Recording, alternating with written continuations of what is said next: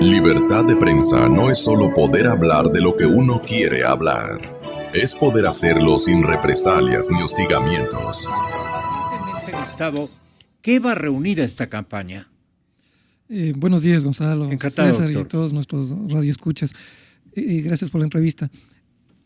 Yo percibo que esta va a ser una campaña sumamente negativa desde la perspectiva del manejo comunicacional. Quisiera comentar en relación a lo que dijo César sobre que la campaña será una rendición de cuentas que le pasará factura al actual presidente. Vivimos 10 años de gobierno donde permanentemente se han hecho rendiciones de cuentas del lado del oficialismo y del lado de la oposición y no ha pasado nada. ¿Y qué quería que pase usted? Que la gente a estas alturas del partido, después de esta década perdida, ¿no es cierto?, hubiera reaccionado mucho antes para establecer sus discrepancias y sus distancias con un manejo político que en lo académico, en lo social, en lo económico, en lo institucional, en lo jurídico, en materia de fiscalización y control, ha dejado mucho que desear. Sin embargo, ha tenido que venir una crisis económica para que realmente nos sintamos muchos ecuatorianos y muchos ciudadanos conmovidos y preocupados frente a las posibilidades de que este gobierno se reelija. Adicionalmente, yo, mientras no vea las cosas absolutamente definidas, no me atrevería a decir nada en relación a los temas de las candidaturas, sobre todo de lo que tiene que ver con el régimen. La semana pasada... ¿Usted dice todo podría pasar? Antes habían 3 candidatos, Glass, Correa y Moreno. En el curso de varios meses las perspectivas fueron cambiando en función de la información que se obtenía del posicionamiento y la preferencia electoral del electorado en relación a cualquiera de estos candidatos. La semana pasada, a fines de la semana pasada, venció el plazo para que uno de ellos, el candidato vicepresidente, hubiera renunciado para que pudiese aspirar a ser candidato a la presidencia. De modo que nos quedan 2. Nos quedan todavía Rafael Correa, que ha dicho que no va a ser candidato, y Lenín Moreno. Pero Rafael Correa ha dicho 7 veces que no le interesa la reelección. Sí. Y aparte de eso, recuerdo... No obstante... Ha cambiado muchas veces de opinión. Ha cambiado muchas veces de opinión. No, y las ha mantenido motivadas en interno a las chicas. Así Pames. es. Lo que usted acaba de mencionar, Gonzalo, es sumamente importante. Este es un gobierno que, si algo ha hecho bien, es comunicación. Más allá de que en este año, en estos últimos meses, ya su esquema de comunicación ha llegado a un tope, ya no encuentra salida, ya no es creativo. Todo el periodo anterior ha comunicado bastante bien. El tema de AIPAME, o Rafael Siempre Contigo, no es no es una sutileza a la cual no le debamos prestar atención porque tiene comunicacionalmente 2 finalidades. Este es un país históricamente muy apegado a un comportamiento patológico en relación a la dependencia de caudillos. O sea, permanentemente la ciudadanía y los electores estamos buscando caudillos que nos puedan sacar de nuestros problemas. En política, en campaña electoral, esos caudillos se vuelven héroes que se enfrentan a villanos y que construyen alrededor de toda la campaña una historia en la que el país de los pobres, el país de los oprimidos, tiene ahora con ese héroe la gran posibilidad de superar esos problemas.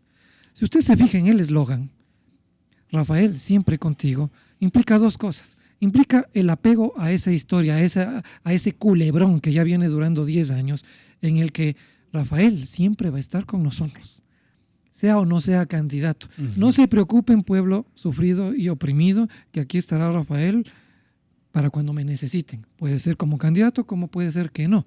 Y en el tema concretamente del esfuerzo de este par de señoritas, Valdión y Pamela, no recuerdo el apellido, es parte de todo el culebrón, es parte de esa historia en la que hay Pamela, gracias, Aguirre, de toda esa historia que se construye y que tiene por objeto sensibilizar a sectores de la ciudadanía que no participan directamente de un debate bien informado, como por ejemplo el que los entrevistados del segmento anterior aludían. La gente en elecciones vota por el que le ofrezca resolver los problemas, así de simple. Las alianzas se estructuran para buscar quién les dé mayor cantidad de votos.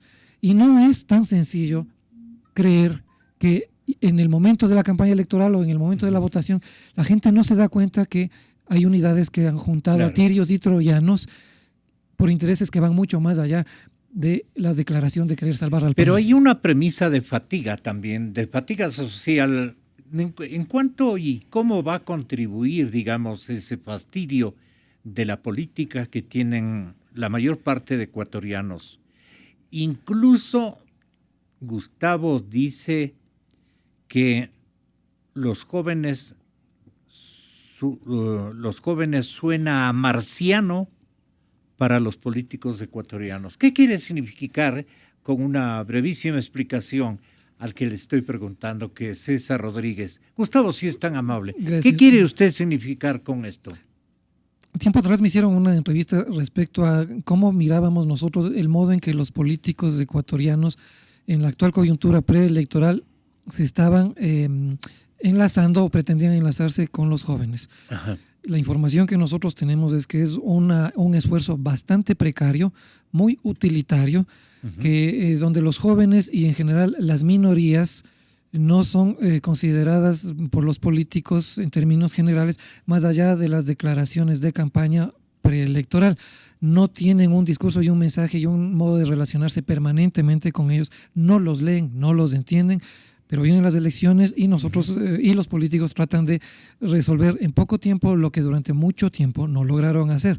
Miren ustedes lo que Queridos señalaba jóvenes, César. les dice, no obstante, señor presidente. Una cosa es decirles queridos jóvenes y luego cerrarles las puertas para que siguen ingresen a la siendo universidad. marcianos para unos y para otros. Para muchos políticos, más que marcianos, son sujetos que son manejados o tratan de ser manejados de una manera absolutamente utilitaria. Las redes sociales son prueba de ello. Las redes sociales demuestran que los jóvenes activan en redes sociales mucho más allá de lo que las organizaciones políticas y los liderazgos han pretendido hacer. Doctor Rodríguez, porque son jóvenes los que van a darnos la respuesta este próximo año, comienzos de este próximo año, de lo que quieren para nuestro país. Y van a errar. Creo que pueden estar errando. ¿O usted cree que van a acertar los jóvenes que han sido prácticamente hechos a un lado, maltratados? Yo le comento que hace 10 años recorrí el país y hace 10 años en la sociedad ecuatoriana, en el más recóndito lugar del Ecuador, había un hartazgo a la forma en cómo los partidos tradicionales habían convertido al Estado en un aparato que solamente respondía a sus intereses.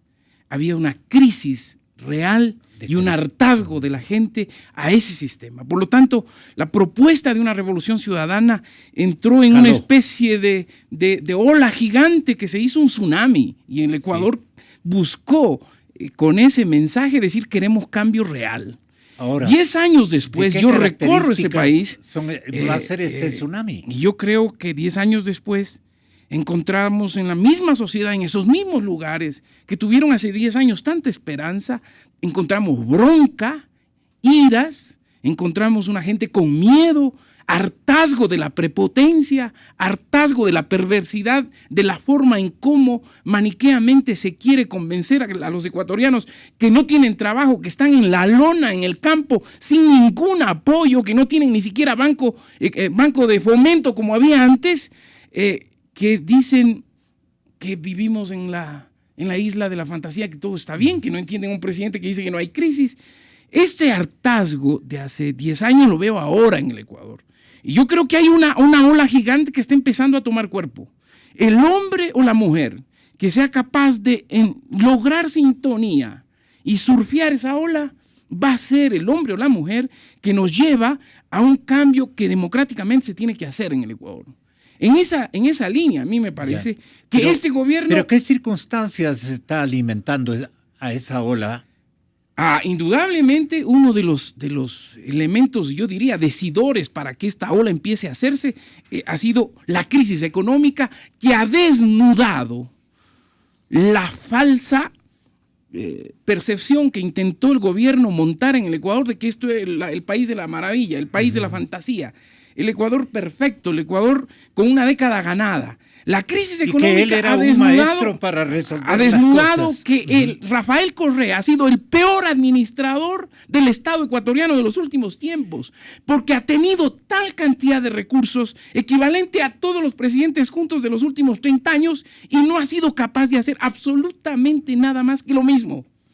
En el Ecuador se ha desperdiciado una oportunidad histórica de lograr que esos recursos que a lo mejor no se van a volver a reeditar se siembren en el Ecuador de verdad. Y eso no se ha hecho. La crisis económica ha desnudado lo que está ocurriendo en este rato, un aparato burocrático sobredimensionado a niveles demenciales de viceministros en cantidades, con equipos de seguridad en cantidades, un gasto enorme en una burocracia que no ha hecho absolutamente nada. Porcentualmente, eso la crisis económica ha desnudado. Claro, Y lo que está haciendo el porcentualmente, presidente de la República doctor, ahorita es estar dando golpes de ciego a una crisis que ya no controla. porcentualmente o aritméticamente, ¿qué tamaño del error garrafal de Correa le acompañó a usted?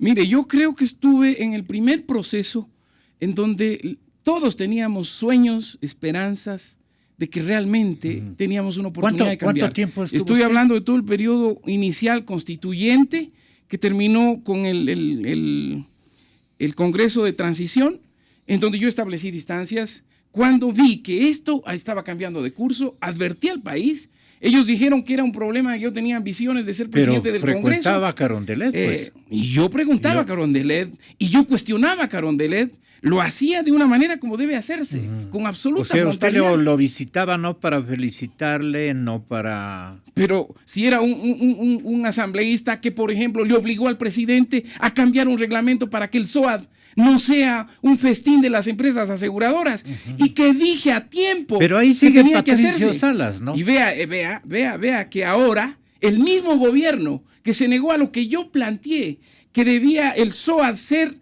una entidad estatal, ahora lo asumieron, pero ya cuando se comieron toda la plata del inicio de la curva de siniestralidad de los seguros de accidentes Bueno, de ¿qué tránsito. es lo que usted vio cuando comenzó a descremarse prácticamente usted del correísmo? Mire, para mí una de las entrevistas que me llamó la atención y que me hizo ver de frente lo que estaba ocurriendo es la del presidente del colegio o de la Cámara de la Construcción.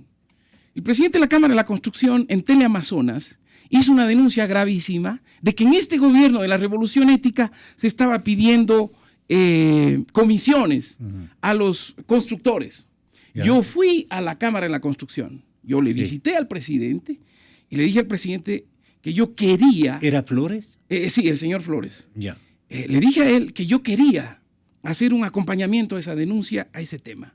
Y yo empecé a encontrar que, por ejemplo, en mi caso, me sentía como tonto útil haber trabajado para que el sistema de contratación pública se unifique, pensando que eso iba a darle al Ecuador mayor transparencia.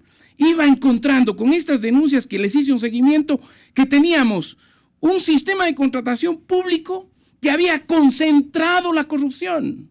Porque antes del sistema de contratación pública, si se quiere, la corrupción estaba dispersa en todos los estratos y niveles del Ecuador. Hoy teníamos una entidad. Una agencia prácticamente. Una agencia de absoluto control único, en donde la corrupción hacía su agosto. ¿Quién controlaba a esta agencia? Bueno, en este rato no controla a nadie. No, en ese tiempo que usted sintonizó la existencia de esta macro... yo soy... este macroestamento que buscaba vigilar, controlar y beneficiarse de la mayor cantidad de los recursos que la Unia Libre permitía. Mire, el sistema de contratación pública en el Ecuador tenía graves problemas. Nosotros pensamos que establecer un sistema único iba a garantizar el combate a la corrupción. Eso es una falsedad absoluta. Eso me lo demostraron todos los contratistas y los constructores que estaban siendo afectados por un sistema que a medianoche, a la 1 de la mañana se iba y aparecía segundos después, ya cargado toda la información de los contratos con los ganadores. Ahí había un problema gravísimo, que yo lo empecé a enfrentar y a hacer un seguimiento. Cuando yo planteé ya incluso juicios políticos dentro de Alianza País, empezaron las crisis. Yo tengo una actitud de que lo que le digo a usted le repito a cualquiera en cualquier espacio. Pablo Guerrero le pregunta a Gustavo, los jóvenes odiaban a la partidocracia. Después de 10 años de correísmo, la política les es indiferente, mi querido Gustavo, le dice Pablo Guerrero. No me atrevería a decir que les es indiferente. Creo que tienen otros criterios y otras formas de vincularse con la realidad que les circunda. Pero sin ninguna... Perdone por el término, o sea, los jóvenes de este momento sí tienen renglones de cabreo, digamos, sí. por Sin usar duda. Y por algo absolutamente esa palabra muy concreto. juvenil. Por algo absolutamente concreto. O sea, si empezamos un gobierno con una bonanza económica extraordinaria y pretendimos ser inicialmente un poco consecuentes con ese discurso y empezamos a becar estudiantes para que accedan a las universidades que antes jamás habrían podido acceder, pero terminamos ese ejercicio de gobierno con 600,000 estudiantes que no han podido escoger su carrera y ingresar a las universidades, tenemos datos concretos de por qué puede venir un cabreo, como usted señala, utilizando ese término que es muy de propio los chicos, nuestro. Sí.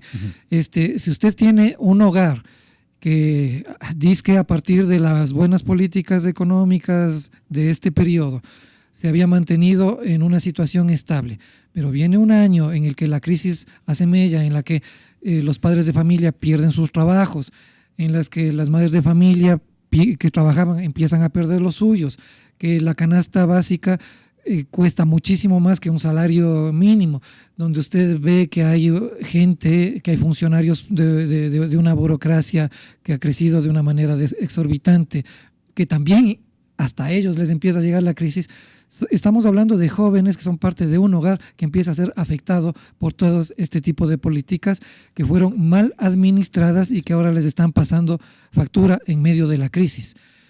Sin embargo, hay un hecho que también es claro, no hay una participación de los jóvenes en organizaciones políticas como las que César y yo podemos recordar en nuestros tiempos de militancia universitaria. ¿Le podrá borrar todos estos claro. defectos a Alianza País el señor doctor Lenín Moreno? Le pregunto finalmente en el Ecuador, a César Rodríguez. En el Ecuador hay una sensación de desencanto. Ya. Hay desidia también. ¿En todos? Sí, yo siento que en la sociedad ecuatoriana este cabreo lo expresa diciéndome ahora con absoluta transparencia, todos son la misma pomada. La misma cosa, la misma pomada. Hay un desencanto muy fuerte.